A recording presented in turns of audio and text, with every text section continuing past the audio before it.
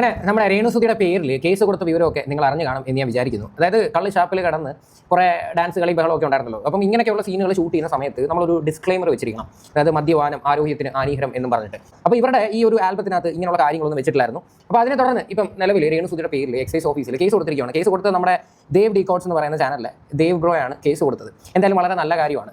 കാര്യം ഇനി മേലാൽ ഇങ്ങനെയുള്ള തോന്നിവാസങ്ങളായിട്ട് ഇറങ്ങിത്തിരിക്കരുത്. എന്തായാലും ഒരു കേസ് മാത്രമല്ല, വേറൊരു കേസും കൂടി ഉണ്ട്. ഇവരുടെ ഡബിൾ മീനിങ്ങിന്റെ കാര്യം പറഞ്ഞിട്ടും കൂടെ പുള്ളിക്കാരൻ കേസ് കൊടുത്തിട്ടുണ്ട്. എന്തായാലും നമുക്ക് ആദ്യം പുള്ളിയുടെ വീഡിയോ ഒന്ന് കാണാം.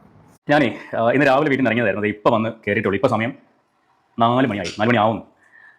ഒരു പ്രതീക്ഷയും ഇല്ലാതെയാണ് ഇന്ന് രാവിലെ പോയത്. ഈ കാര്യം നടക്കുമോ ഇല്ലയോ, അല്ലെങ്കിൽ അവിടെ പോകുമ്പോൾ എനിക്ക് കിട്ടുന്ന അക്സെപ്റ്റൻസ് എന്തായിരിക്കും എന്നൊന്നും ഒരു ഐഡിയ ഇല്ലായിരുന്നു. പക്ഷേ ശരിക്കും എന്നെ ഞെട്ടിച്ച് കളഞ്ഞു കേരള സൈബർ പോലീസും എക്സൈസ് ഡിപ്പാർട്ട്മെന്റ് രണ്ടുപേരുടെ ഭാഗത്തുനിന്നും വളരെ നല്ല സമീപനമാണ് എനിക്കിന്നുണ്ടായത്.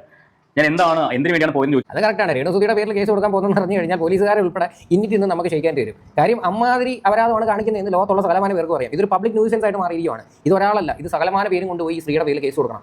പുതിയ കുറച്ച് സബ്സ്ക്രിപ്ഷനിൽ വീഡിയോസും കാര്യങ്ങളൊക്കെ വന്നിട്ടുണ്ട്. ഞാനത് എടുത്ത് വെച്ച് കാണിക്കുന്നില്ല. എനിക്ക് തന്നെ ഒരു നാണക്കേടുണ്ട്. അതുകൊണ്ട് മാത്രമാണ് ഞാൻ നിങ്ങളെ ആരും കാണിക്കാത്തത്. എന്തായാലും വരും ദിവസങ്ങളിൽ രേണു എന്ത് തരം ഫോട്ടോസും വീഡിയോസൊക്കെയാണ് ഇനി ഇട്ടുകൊണ്ടിരിക്കുന്നത് നമുക്ക് കണ്ടറിയാം. കഴിഞ്ഞാൽ കഴിഞ്ഞ കുറച്ച് ദിവസങ്ങളായിട്ട് നമ്മൾ രേണുസുതിയുടെ വിഷയങ്ങൾ സംസാരിച്ച് വീഡിയോകൾ ചെയ്യുന്നുണ്ടായിരുന്നു.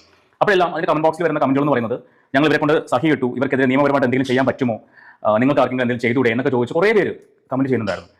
അപ്പോൾ ഞാൻ വിചാരിച്ചു ശരി ഒന്ന് ശ്രമിച്ച് നോക്കാം.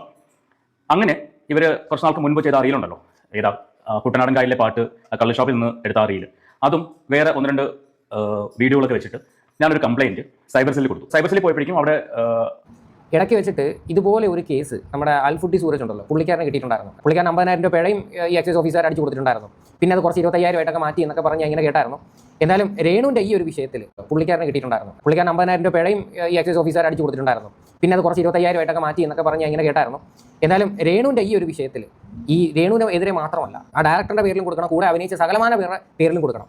കാര്യം ഇതൊന്നും ഒരിക്കലും നമ്മൾ കൈയടിച്ച് പ്രോത്സാഹിപ്പിക്കേണ്ട ഒരു കാര്യമല്ല. നിങ്ങൾ ഇവിടെ ആൽബം ഒക്കെ കാണണം, കൊള്ളാമെങ്കിൽ വേണ്ടില്ല. എന്തോ ഈ കാണിക്കുന്നത് അതിനകത്ത് എന്തൊരു പേക്കുത്താണ് കാണിക്കുന്നത്. ഇത് വെറുതെ എന്തോ പറയേണ്ട ഒരു റീച്ചിന് വേണ്ടിയിട്ട് കുറേ മണ്ടന്മാരെയൊക്കെ പിടിച്ച് നിർത്തിയിട്ട് ചുമ്മാ ഓരോ ആൽബം എന്ന് പറഞ്ഞ് അടിച്ചങ്ങ് ഇറക്കുവാണ്. കാരണം എത്ര നല്ല കഴിവുള്ള ആൾക്കാരുണ്ടെന്നറിയോ, അവരുടെയും കൂടെ ഒക്കെ പേര് കളയാൻ വേണ്ടിയിട്ടാണ് ഇങ്ങനെയൊക്കെ ഓരോ അപരാധങ്ങൾ കാണിക്കുന്നത്. സാർ ഉണ്ടായിരുന്നു. സാർ കുറേ അധികം കാര്യങ്ങൾ സംസാരിച്ചു. ആ സംസാരിച്ചതിൻ്റെ അടിസ്ഥാനത്തിൽ എനിക്കും കുറേ കാര്യങ്ങൾ മനസ്സിലായി. അവർ കേസ് എടുത്തു, അതിൻ്റെ റെസിപ്റ്റ് എനിക്ക് അയച്ചു തന്നു വാട്സാപ്പിൽ. ഓക്കെ, അപ്പോൾ സൈബർ സെല്ലിൽ രേണുവിനെതിരെ ഒരു കംപ്ലയിൻറ്റ് കൊടുത്തിട്ടുണ്ട്. കംപ്ലയിൻറ്റ് എന്ന് പറയുന്നത് വേറെ ഒന്നുമല്ല, ഹാംഫുൾ ആയിട്ടുള്ള രീതിയിൽ അല്ലെങ്കിൽ ഡബിൾ മീനിങ് ലെവലിൽ സംസാരിക്കുന്ന പരിപാടികൾ നിർത്തലാക്കി തരണം എന്ന് മാത്രമാണ് ഞാൻ റിക്വസ്റ്റ് ചെയ്തിട്ടുള്ളത്. കാരണം രേണുവിന് വായി തോന്നുന്ന കോതയ്ക്ക് പാടുന്ന രീതിയിൽ സംസാരിക്കുന്ന ആ ഒരു പരിപാടി അവസാനിപ്പിക്കണം. അതിന് അവർക്ക് എന്താണ് ചെയ്യാൻ പറ്റുന്നത് എനിക്കറിയില്ല, എത്രമാത്രം അത് പോസിബിൾ ആവും എനിക്കറിയില്ല. പക്ഷേ അവർക്ക് എന്താണ് ചെയ്യാൻ പറ്റുന്നത് ചെയ്ത് ഞാൻ റിക്വസ്റ്റ് ചെയ്തിട്ടുണ്ട്. അപ്പോൾ മാക്സിമം ശ്രമിക്കാമെന്ന് പറഞ്ഞു. ഇത് ശരിക്കും പറഞ്ഞാൽ നല്ലൊരു കാര്യമാണ്. എത്രയോ കുട്ടികൾ ഇവരൊക്കെ വീഡിയോസ് കാണുന്നതെന്നറിയോ. അപ്പോൾ ഇന്നത്തെ കാലത്ത് എല്ലാ പിള്ളേരുടെയും കയ്യിൽ മൊബൈൽ ഫോൺസ് പേരൻസ് എടുത്ത് വെച്ച് കൊടുത്തിരിക്കുക. നമ്മളൊക്കെ എത്ര ഇതിനെ പറ്റിയിട്ട് വീഡിയോ ചെയ്തിട്ട് വലിയ കാര്യമൊന്നുമില്ല, അവർ കൊടുക്കുക തന്നെ ചെയ്യും. അതുകൊണ്ട് ഞാൻ അതിർത്താനൊന്നും പോകുന്നില്ല. അപ്പോൾ ഈ കൊടുക്കുന്ന സമയത്ത് ഇവരെല്ലാവരും ഇങ്ങനെയൊക്കെയുള്ള റീൽസും കാര്യങ്ങളൊക്കെ കണ്ടുകൊണ്ടിരിക്കുകയാണ്. അതായത് ക്യാമറയുടെ മുന്നിൽ വന്നിരുന്നിട്ട് എൻ്റെ വട കാണുന്നുണ്ടോ എന്നൊക്കെയുള്ള രീതിയിലൊക്കെ സംസാരിക്കുമ്പോൾ ഇതൊക്കെ പെട്ടെന്ന് പിള്ളേരുടെ മനസ്സിലോട്ട് ക്യാച്ച് ചെയ്യും. മനസ്സിലായില്ലേ? അപ്പം ഇത്തരത്തിലൊക്കെയുള്ള കാര്യങ്ങൾ നിയന്ത്രിക്കുക. അതുകൊണ്ട് ഇവരുടെ പേരിൽ കേസ് കൊടുക്കുന്നതിനകത്ത് എനിക്ക് ഒരു തെറ്റും തോന്നുന്നില്ല. ഈ ബോച്ചെ എന്ന് പറയുന്ന ഒരു വ്യക്തി, അയാൾ എത്ര വലിയൊരു മനുഷ്യനാണ് നിങ്ങൾക്ക് എല്ലാവർക്കും അറിയാം. അയാൾ ഡബിൾ മീനിങ് പറഞ്ഞതിൻ്റെ പേരിൽ ജാമ്യം പോലും കിട്ടിയില്ല, ജയിലിനകത്ത് പോയി കിടന്നതാണ്. അത് നിങ്ങൾക്ക് എല്ലാവർക്കും അറിയാമല്ലേ. പിന്നെ രാഹുൽ ഈശ്വർ തന്നെ എന്തെല്ലാം വാക്കുകൾ നോക്കിയും കണ്ട് സംസാരിക്കുന്ന ഒരു വ്യക്തിയാണെന്നറിയോ. എന്നിട്ട് തന്നെ ഒരു നടിക്ക് അഗെയിൻസ്റ്റ് ആയിട്ട് പുള്ളിക്കാരൻ പറഞ്ഞേക്കുന്ന ഒരു ചെറിയൊരു കാര്യം അത് വലിയ രീതിയിൽ പോയിന്റ് ഔട്ട് ചെയ്ത് പുള്ളിക്കാരനും അകത്ത് പോയി കിടന്നതാണ്. അപ്പോൾ അങ്ങനെയൊക്കെ ഇരിക്കുന്ന ഒരു കാലഘട്ടമാണ് ഇത്. അതുകൊണ്ട് രേണുവിന് സത്യം പറഞ്ഞാൽ നല്ലൊരു പണി കിട്ടിയിട്ടില്ല. കിട്ടിക്കഴിഞ്ഞാൽ പഠിക്കും.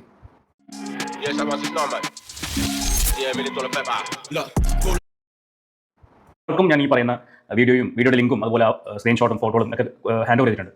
അതൊക്കെ വെച്ചിട്ട് അവർ കേസ് ഫയൽ ചെയ്തിട്ടുണ്ട്. സോ അതിൻ്റെ ഫർദർ കാര്യങ്ങളൊന്നും എന്താ സംഭവിക്കാൻ പോകുന്നതൊന്നും എനിക്കറിയത്തില്ല. പക്ഷേ ഞാൻ അത് ഫോളോ ചെയ്യും.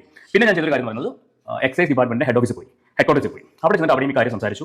അതായത് കള്ള് ഷോപ്പിൽ വെച്ചിട്ട് റീൽ ചിത്രീകരിച്ച് സോഷ്യൽ മീഡിയയിൽ പ്രചരിപ്പിച്ചു. ഇതാണ് കേസ്. ഇപ്പോൾ നമ്മുടെ സൂര്യനും ഫൈൻ കിട്ടിയത് ആ ഒരു കേസിൻ്റെ ബേസിലാണ്. 2 വർഷം മുന്നേ നടന്നൊരു ഇഷ്യൂലാണ് ആ കേസ് വന്നത്. 25,000 രൂപ ഫൈൻ, 50,000 രൂപയായിരുന്നു. അത് 25,000 രൂപയുടെ അദാലത്ത് വെച്ച് കുറച്ച് കൊടുത്തു. ഇവിടെയും ഞാൻ പറഞ്ഞ കാര്യം അത് തന്നെയാണ്. സോഷ്യൽ മീഡിയ കുട്ടികൾ ഉപയോഗിക്കുന്ന പ്ലാറ്റ്ഫോം കൂടിയാണ്. അതുകൊണ്ട് അവിടെ ഇത്തരം പ്രചരണങ്ങൾ സമ്മതിക്കാൻ പറ്റില്ല എന്ന രീതിക്കാണ് സംസാരിച്ചത്. അപ്പോൾ അവിടെ നിന്നും നല്ല ഒരു റെസ്പോൺസാണ് കിട്ടിയത്. അവരും കേസ് എടുത്തിട്ടുണ്ട്. കൊടുത്ത കംപ്ലയിൻറ്റ് റിസീവ് ചെയ്ത്, ഇപ്പോൾ ഞാൻ ഫോട്ടോ കോപ്പി എടുത്താണ്, അവിടുന്ന് ഫോട്ടോ എടുത്തിട്ട് പ്രിൻ്റ് എടുത്തതാണ്. കേസ് റിസീവ്ഡ് എന്ന് പറഞ്ഞിട്ട് അവർ സീൽ ചെയ്ത് തന്നിട്ടുണ്ട്. ഇത് ഒരു പേജ്. അടുത്ത പേജിൽ അതിൻ്റെ ബാക്കി ഭാഗം.